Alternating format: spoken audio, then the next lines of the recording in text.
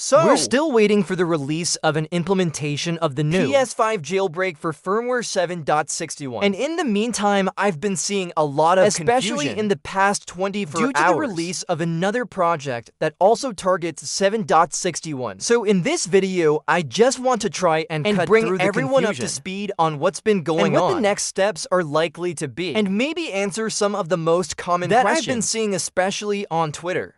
So we're gonna go ahead and try and get into that here So in this to video. rewind a little bit, Freebs announced a major vulnerability in their operating system. And Freebs 11 is the same underlying operating system that the PS5 runs, and it turns out the PS5 was vulnerable to this. And this is a kernel-level exploit, which is the kind of exploit that results in a jailbreak, usually on the PS5 or PS4. So a very significant exploit. Now the PS4 was ruled out pretty early on, as it's not vulnerable to this exploit. So it turned out that Sony had already inadvertently patched this vulnerability in update 8 o'clock, making 7.61 the previous update, the highest firmware that is vulnerable to this new kernel exploit. Now, kernel exploits are essentially a jailbreak for the PS4 or PS5 if you can actually trigger them on the console. So it didn't take long for the first implementations to appear. Failoverflow posted an implementation on GitHub, which currently runs in a virtual machine that runs Freebs. Just as a kind of proof of concept, you can run it in that virtual machine, and then of course, Flats also posted an implementation, or at least part of it, for ABDJ. And then also a Lua implementation of the exploit as well. That could potentially be implemented with some kind of save game exploit. So the important thing about a kernel exploit is, yes, it is essentially a jailbreak. But triggering that kernel exploit is difficult, because the kernel is running at such a low level. In the operating system, it's like the lowest layer essentially, -1 of the operating system, that it's not easy to actually get access to that code to trigger the kernel exploit. So that is where a user mode or Userland exploit comes in, which is an exploit that can be triggered in user space. So some space that the user has access to, so that they can run their own code on it. To trigger an exploit in the user space, that can then break out of the sandbox and access that lower level code to then trigger the kernel exploit. So it's two exploits chained together. A Userland exploit plus the kernel exploit. And that's what gets you the jailbreak. And that is what we've seen for most of the exploits that have existed for the PS4 and PS5. As so far, they're normally triggered through a Userland plus kernel exploit, chain apart from the Pwn exploit. The most recent exploit for the PS4, which does not require a Userland exploit. So, we actually have a number of different options for Userland on the PS5 that we can chain. With this kernel exploit, there is the BDJ exploit or Blu-ray Java, because the Blu-ray player needs to be able to run Java code. Because some Blu-rays with the way they have their menu system or their bonus features use Java.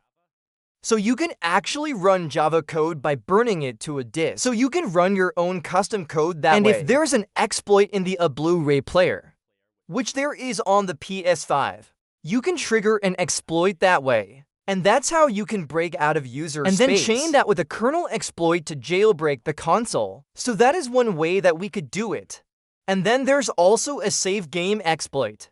So if there's any game that has some kind of exploit in the save file, then some save files use Lua script for the save. And you can overwrite that Lua script with your own custom Lua script code, to trigger the exploit when the save game is loaded. So that would be another potential way. And then, of course, the preferred method is going to be a WebKit exploit. So an exploit in the web browser. You can obviously run your own custom JavaScript code in a web browser, so you know a WebKit exploit would be the best solution overall. Because the problem with, of course, the Blu-ray exploit is that not everybody has a disc edition console. Some have digital edition consoles, where you're not gonna be able to run a Blu-ray disc. Exploit. So that's the problem with that solution. The problem with the save game exploit is the same issue really with digital edition consoles, is that you probably don't have the required game on your console to load the save game exploit. So that will be a problem. So a WebKit implementation would be the best for everyone, because no matter whether you have a Disk Edition console or a Digital Edition console, you will be able to run the jailbreak all the same, and it's easier to update, and it has a lot of other benefits. So at the moment, we know that we do have a Blu-ray drive exploit. The FlowsBD jailbreak works up to 7.61. So that's why it's likely that that's going to be the very first implementation of this exploit. It may not be, they may just wait for a WebKit exploit implementation and then release the jailbreak.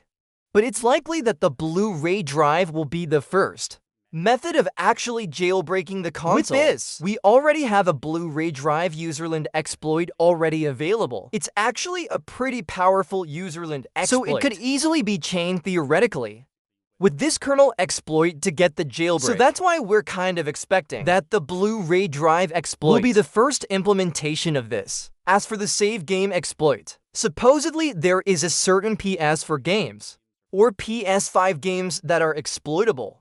But we don't know exactly which one that is yet. So we don't know if Save Flats, for example, is going to reveal which game is actually going to be vulnerable to the save game exploit, if he's going to release that information so that we could try loading the exploit through a save file. It wouldn't be the most convenient solution, but it would be interesting to actually jailbreak the console and with, of course, if you have a Disk Edition console, you can just buy the game necessary to load that save game exploit. But again, you still have the problem with digital editions and WebKits. So as for WebKits, the issue with the WebKit right now is that there's not any public WebKit exploits available yet.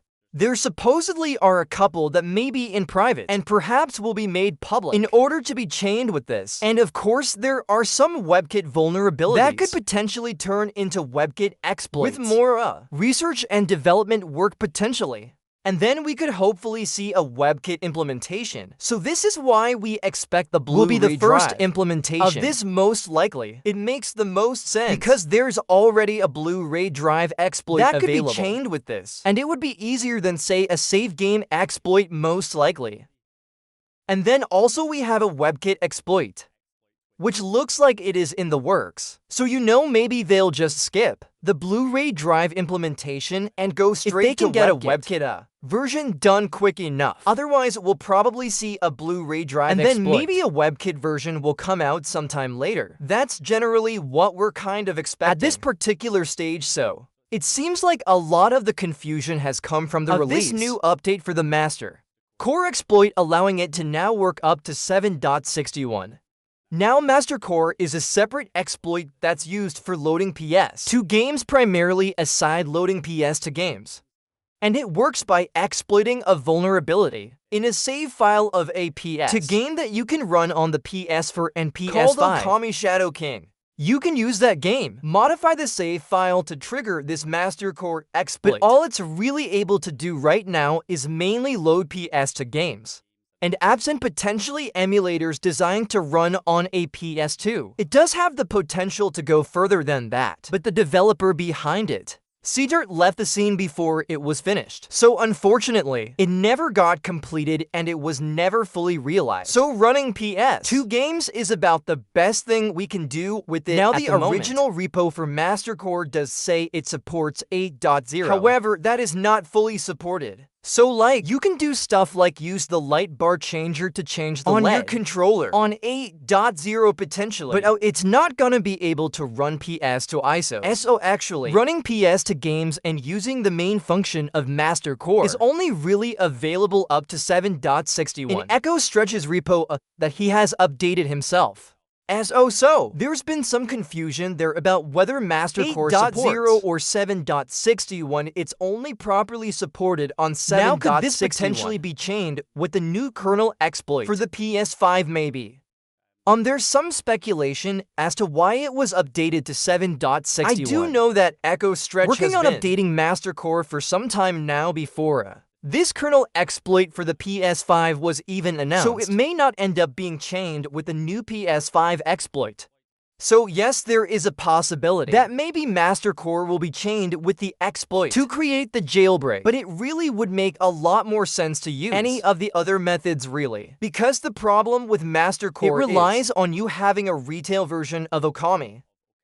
Shadow King installed on your PS5, a retail version with the license on the console, so that you can run the game. And if you don't have that, which a lot of people are not gonna have that game on their console, then you're not gonna be able to take advantage of it. So it really would make a lot more sense to use the Blu-ray method, or the other save game exploit with the Lewis script on some other PS4 game, or a WebKit exploit would make a lot more sense over trying to chain it with the MasterCore exploit, in my view. But who knows? Maybe that will be some kind of passion project wants to undertake. That is what we can currently expect with the PS5 Hopefully exploit. A Blu-ray drive implementation soon. Maybe a save game exploit implementation soon as well. And of course a WebKit implementation at some point in the future. Could happen sooner or it could happen later. We're just not sure at this time. And as for buying a console, that is going to be on a jailbreakable firmware. I wouldn't really recommend going out to try and buy a PS5 until we actually have the jailbreak available. Maybe a little while after so that we can see if we get a WebKit exploit relatively soon. Because then you'll know. If you need to buy a disc edition console or a digital console, generally I would always recommend a disc edition because it's obviously vulnerable to more